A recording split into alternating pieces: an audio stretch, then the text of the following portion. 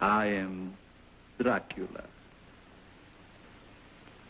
Oh, it's really good to see you. I bid you welcome.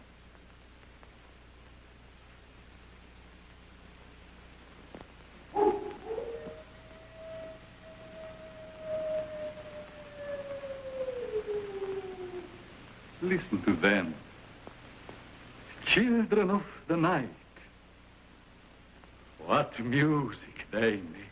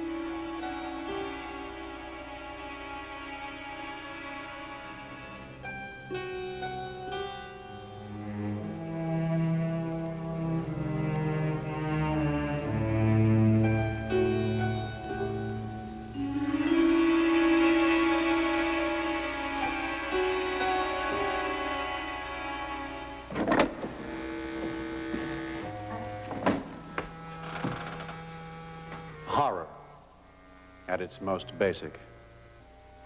Things that go bump in the night. The symbolic projections of our worst dreams.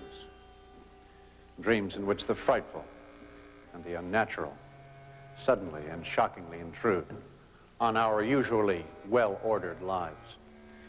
But the horrors that really work on us, the ones we remember forever, must do more than merely shock. They must instill terror. And the most terrible things most of us ever have to bear are the nightmares of childhood. Can't you recall that feeling in some strange and shadowy place? No one around to hear your cries? That's the feeling the best horror movies conjure up for us. The Mummy, 1932. The most basic fear, to be alone in a graveyard or a crypt.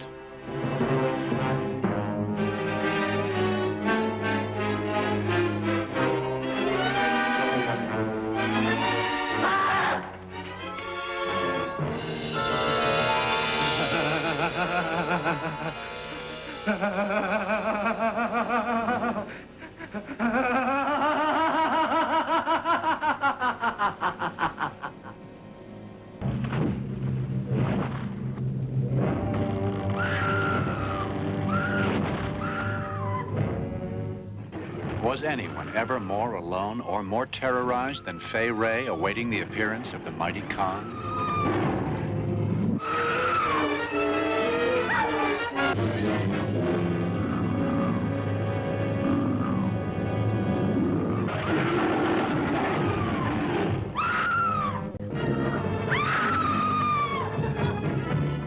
Wait, I think I hear the engine of that damn car. Wait, it sounds so weird. Wait, I'm scared. No, I promise you I won't go out. Tell me what to do, baby.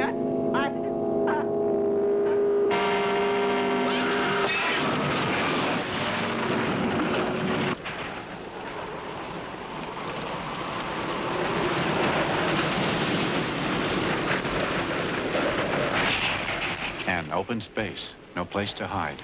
The storm rising and something malevolent in the air. There's dread in that, too.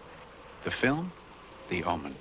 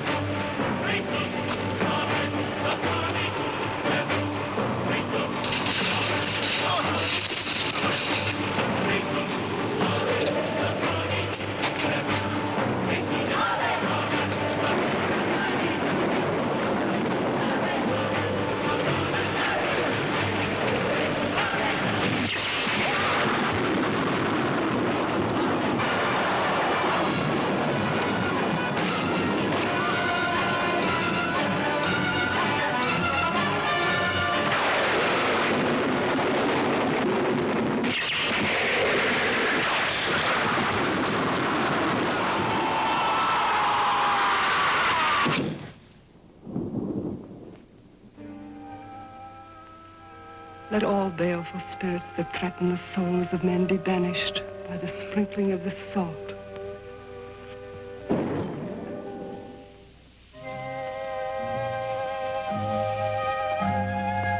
Be thou exorcised, O Dracula, and thy body, long undead, find destruction throughout eternity in the name of thy dark, unholy master. There have been over 100 vampire movies, more than any other kind of horror film. Lon Chaney Jr. in Son of Dracula. John Carradine in House of Dracula. Vampires have the power to change form at will. Bats are special favorites. Bela Lugosi must finally have wished he could flap away from his Dracula image. But that was the one transformation he could never entirely manage.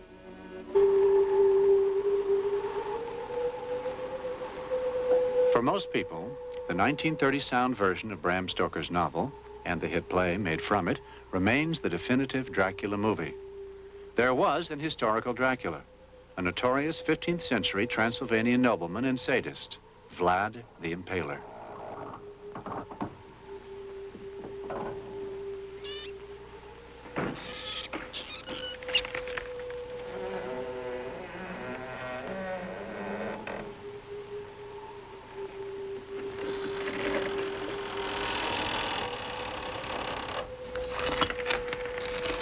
Bela Lugosi first gave Dracula his immortal image on stage in London and New York.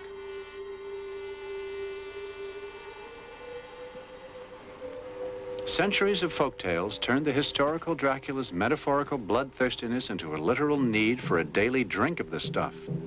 Lugosi's strange charm made it acceptable movie fare. I hope you will find this comfortable. Thanks. It looks very inviting. Ouch.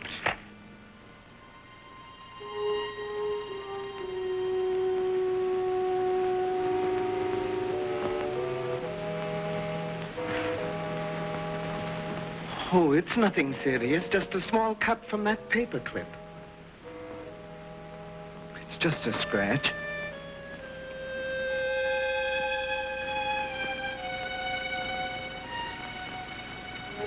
This is very old wine.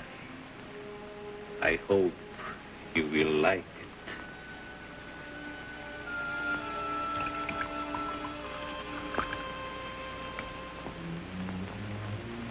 Aren't you drinking?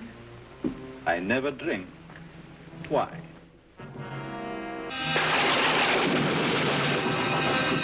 Lugosi's successor, Dracula, to the modern age, is Christopher Lee. His returns from the twilight world of the undead are always spectacular. And so is his style when it comes to quenching his unnatural thirst.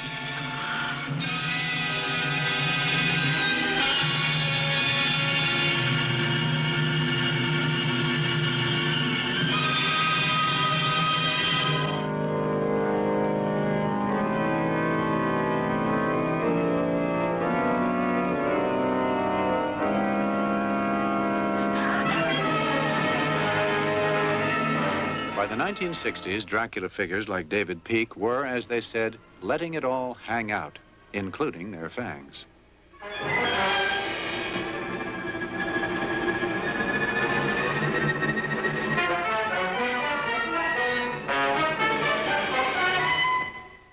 In the cycle of horror pictures made by Burton's Hammer films, the implicit eroticism of the older Dracula movies became explicit. His brides yielded to him lovingly.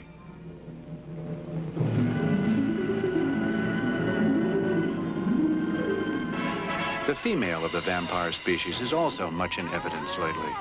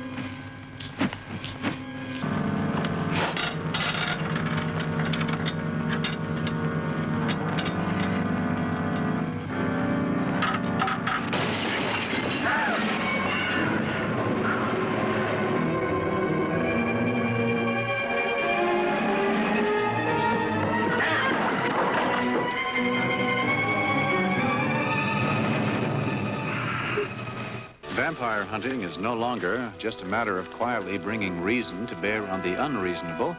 It requires more heroic exertions, as Peter Cushing shows in Brides of Dracula.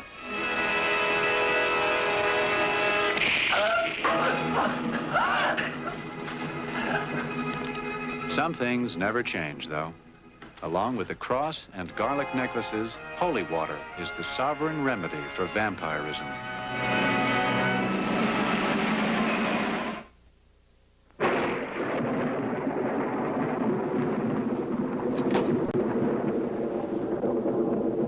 She was a romantic 19-year-old girl, married to the leading poet of her age, Shelley. They went off to a chalet in Switzerland for a vacation in 1817, where another great poet, Lord Byron, joined them. One evening, in a room somewhat like this one, they stayed up late talking about the way science was beginning to challenge the secrets of God and nature. That night, Mary Shelley literally dreamed up the novel that she would call Frankenstein. Her story, the first to take up the theme of power-mad science and its potentially terrible consequences, is the crucial event in the history of horror fiction. The first movie version of it, made in 1930, at the same time in the same studio as Dracula, is a crucial event in the history of movie horror. The beginning of a main line that still hasn't run out. Like Dracula, Frankenstein's monster travels on a Transylvanian passport. What strange-looking country. Not much like America, is it? On my first trip to Europe, I was prepared for anything, but... Well, I'm glad we went to London and Paris first. We must be getting close to the village now. It's exciting, isn't it? Out there in the darkness, a new life lies before us. A beautiful castle. I wonder if there's a moat. And a drawbridge, and a great, tall, dark tower. The castle itself is supposed to be haunted. Because of... Yes. Yes, because of the things my father did there. I remember stories my mother used to tell me when I was quite young in England. I dreamed of being the first to give to the world the secret that God is so jealous of. The formula for life. Think of the power to create a man. It wasn't my father's fault that the being he created became a senseless, murderous monster. He was right.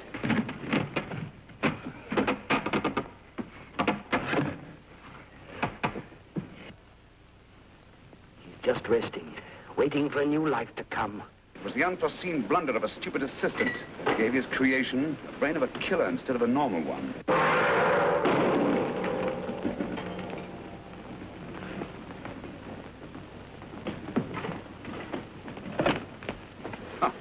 How my father was made to suffer for that mistake. His name has become synonymous with horror and monsters. Why, 9 out of 10 people call that misshapen creature of my father's experiments Frankenstein. Frankenstein.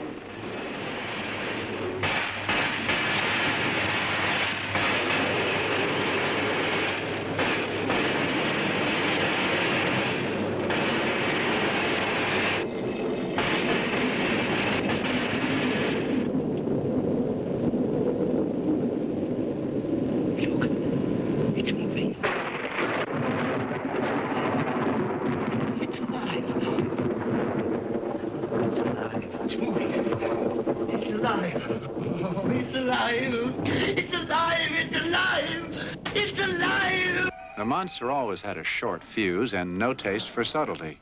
Neither did most of the people he encountered. The results were all these terrible misunderstandings. It's no wonder children have always had a special sympathy for him. His perceptions of the world and his responses to it were those of an innocent child, an enviably strong child, of course. In the end, in every picture, an angry populace rose up to punish him.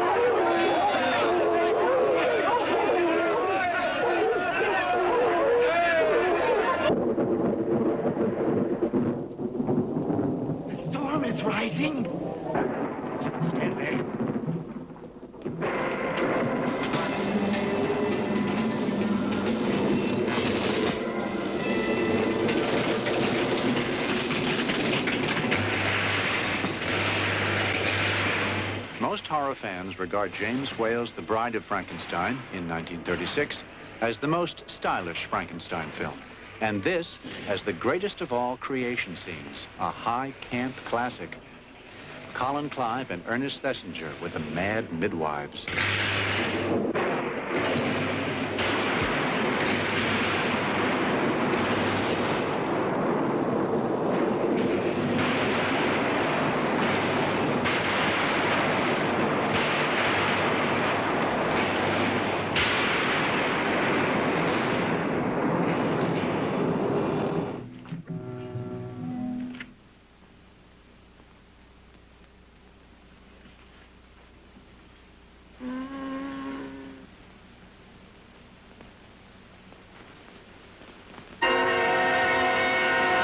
She's alive!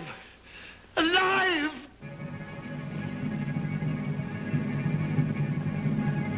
The monster's intended was Elsa Lanchester.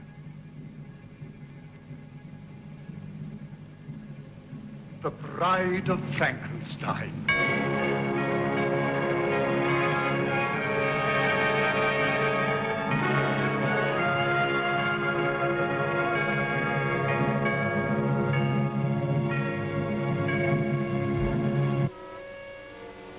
I look different?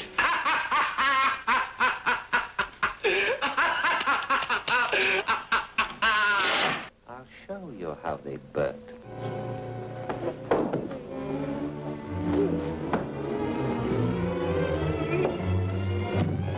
Did you ever see an animal skin, Hjalmar? That's what I'm going to do to you now.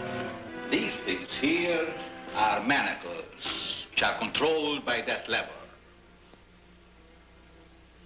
Clasped around the wrist and ankles, they hold a man on the slab.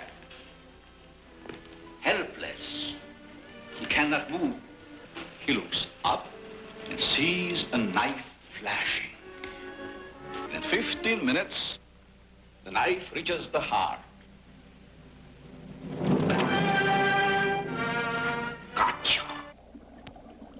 The sleep of reason brings forth monsters, says the old adage. And in the age of Hitler, in a time when almost all our values were violently challenged, the movies brought forth monsters by the dozens. Karloff and Lugosi may have dominated movie horror in the 30s and 40s, but the theaters fairly teemed with many other bogeymen as well. They symbolized our anxieties, allowed us briefly to confront them, and then encouraged us to laugh them away. The wolf is neither man nor wolf, but a satanic creature with the worst qualities of both.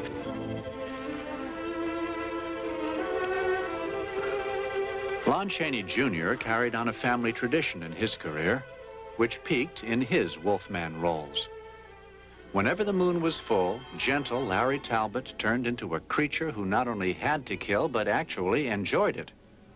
Only death could release him from his awful fate, and legend insisted that death must come from a silver bullet if his final sleep was not to be interrupted by ghostly, hirsute wanderings.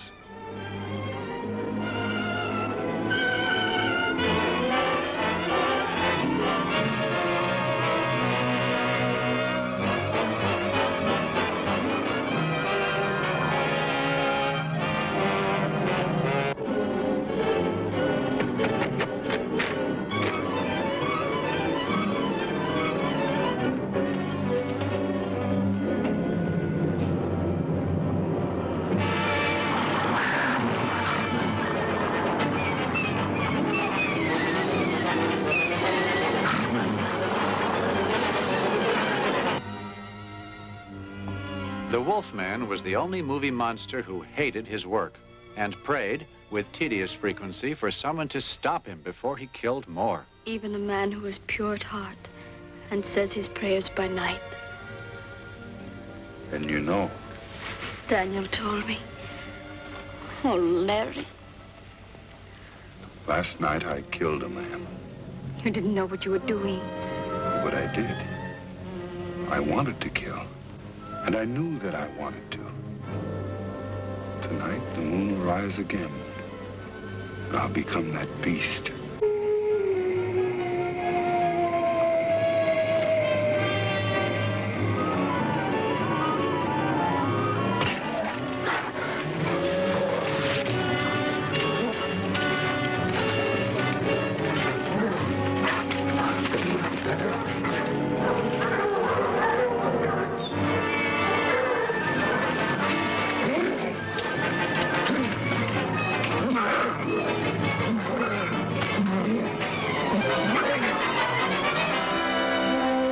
Temporary relief for the pain of lycanthropy was supplied by the distinguished Russian actress, Maria Uspenskaya.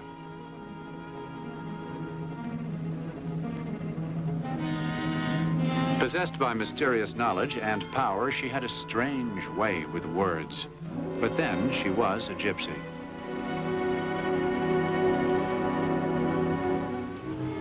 The way you walk is thorny, through no fault of your own. But as the rain enters the soil, the river enters the sea, find peace for a moment, my son. What are you doing here? I came to help you. Hurry, the dogs, they are hunting you. Cursed by immortality, the Wolfman never found the peace he sought, not as long as the sequels remained profitable.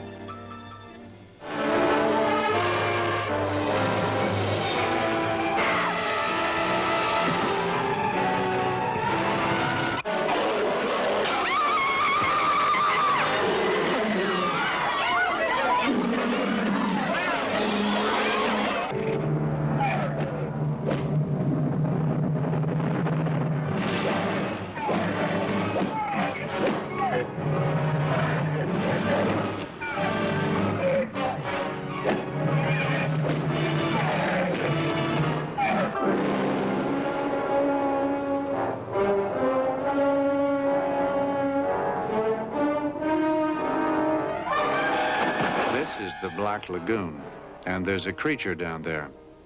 Compared to the monsters from outer space, he's really a rather nice creature. Anyway, he's capable of falling in love with Julie Adams. Beauty and the Beast, retold in modern terms.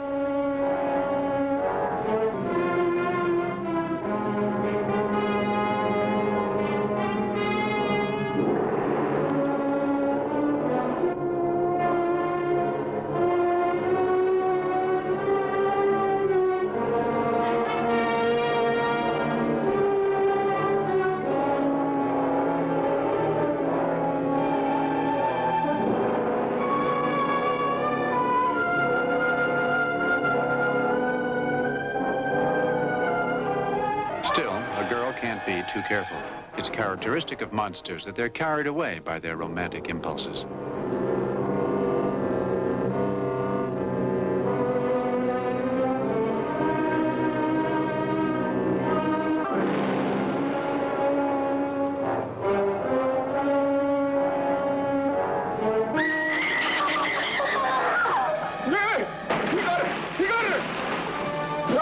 Don't shoot! Bobby, my head, Kay!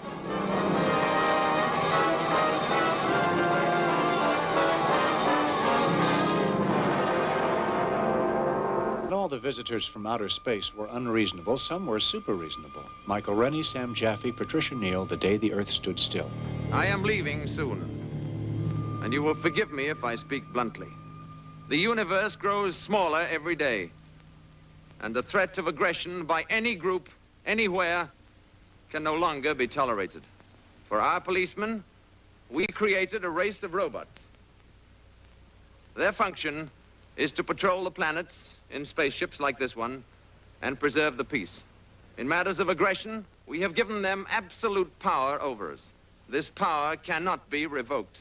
At the first sign of violence, they act automatically against the aggressor.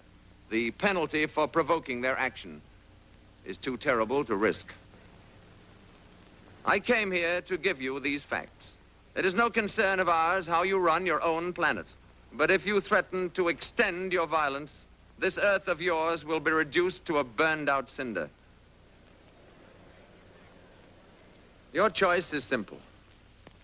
Join us and live in peace, or pursue your present course and face obliteration. We shall be waiting for your answer. The decision rests with you.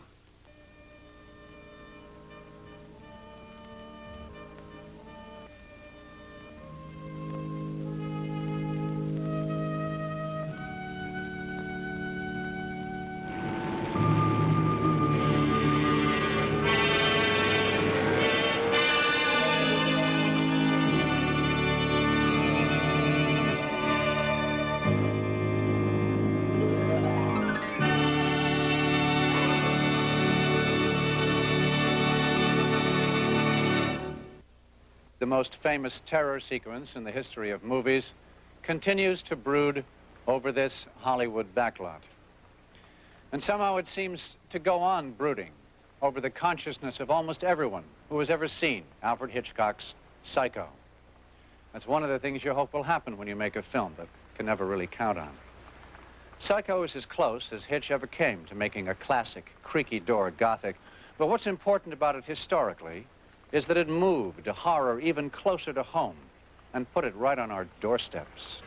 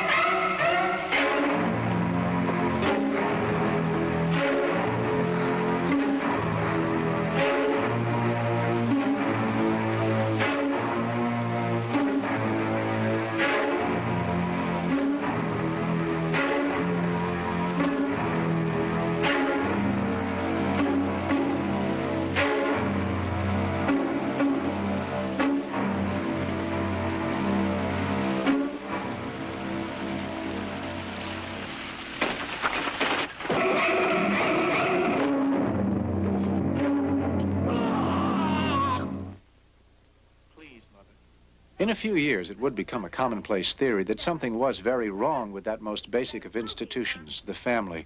But Psycho was the first important symbolic statement of that idea, for it showed senseless murder motivated by such matters as a son whose relationship with his mother was a wild mixture of emotions best left unnamed. Mother, please, it's just for a few days. Just for a few days so they won't find you. Just for a few days. In that dark, dank fruit cellar, no. You hit me there once, boy, and you won't do it again. Not ever again. Now get out. I told you to get out, boy. I'll carry you, Mother. Norman, what do you think you're doing? Don't you touch me. Don't.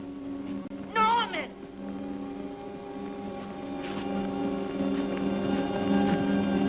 Put me down. Put me down. I can walk on my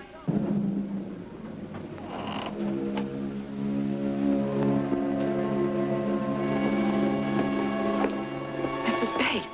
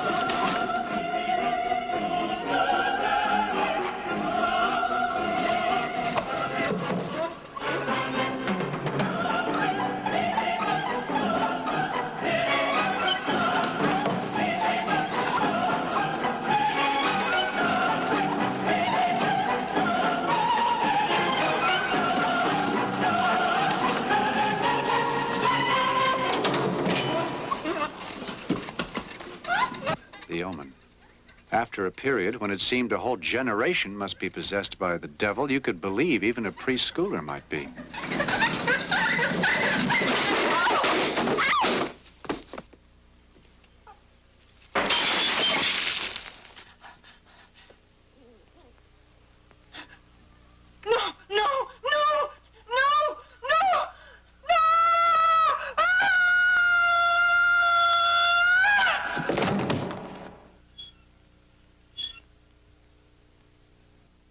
If evil now shared our homes with us, might even be residing unacknowledged in the minds of those we loved, then it could be everywhere, even in such a peaceful, pleasant village as this.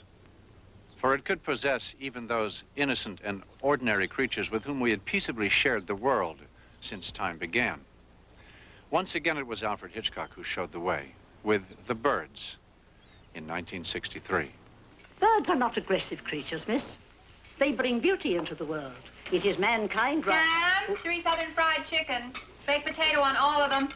Oh, I'm glad I caught you. Something terrible is happening. It's the end of the world. I hardly think a few birds are going to bring about the end of the world. It's the end of the world. Why not, Mrs. Bundy? Because there are 8,650 species of birds in the world today, Mr. Carter. It is estimated that 5,750,000,000 birds live in the United States alone. The 5 continents of the world Kill them all, get rid of them messy animals. probably contain more than 100 billion birds. Goats are scavengers anyway, most birds are. Get yourselves guns and wipe them off the face of the earth. That would hardly be possible.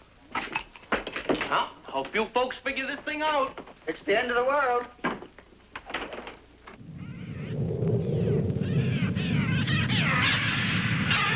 Now, it seemed, even the natural order was in disorder. In the chance universe that everyone talked about, there was surely a chance that even our fine-feathered friends might revolt against man's dominion.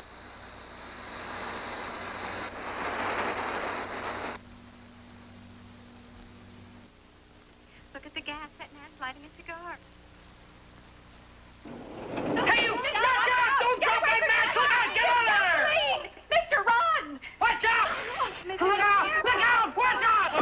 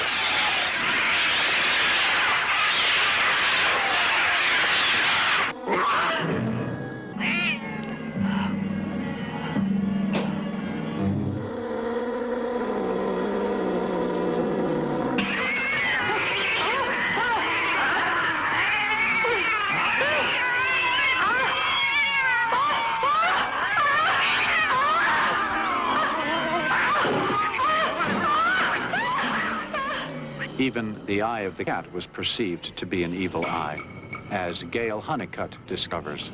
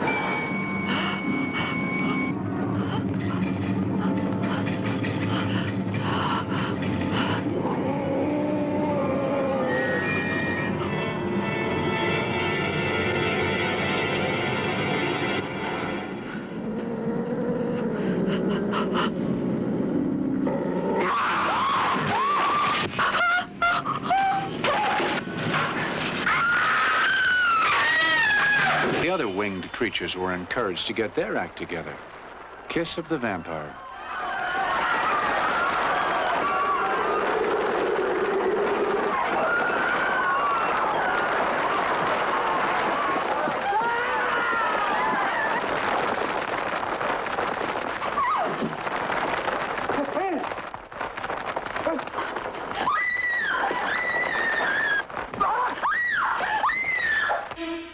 You saw the fly?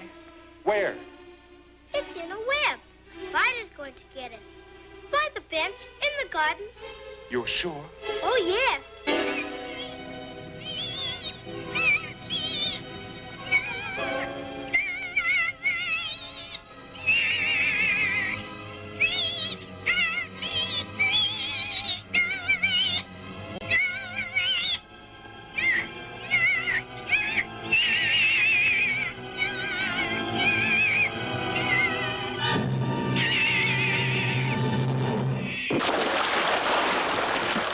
The worst fantasy.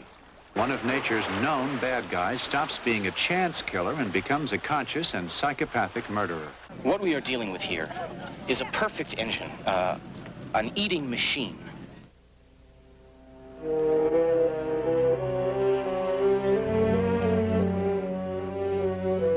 He was more than that. He was a money-making machine for his creators. Because our fear of random crime in the streets could be equally projected as random crime at the beach. Jaws Shark was a mugger from the deep.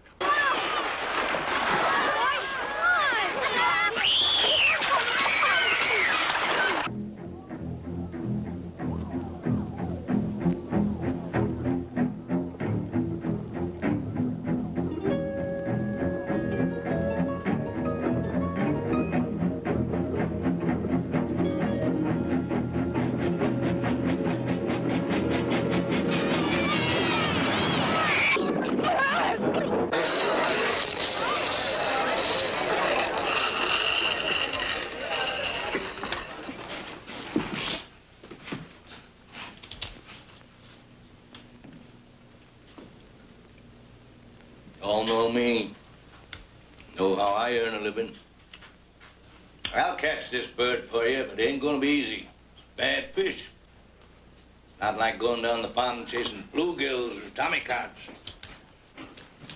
This shark, swallow you whole.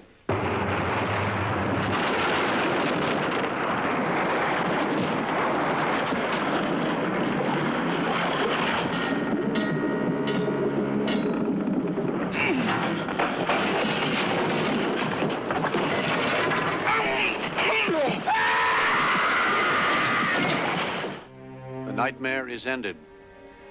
Horror is banished, as it must be, as it always has been in these pictures, with our only reliable weapons, the soft murmurings of the humane heart, the brave whispers of the intelligent voice. Good night.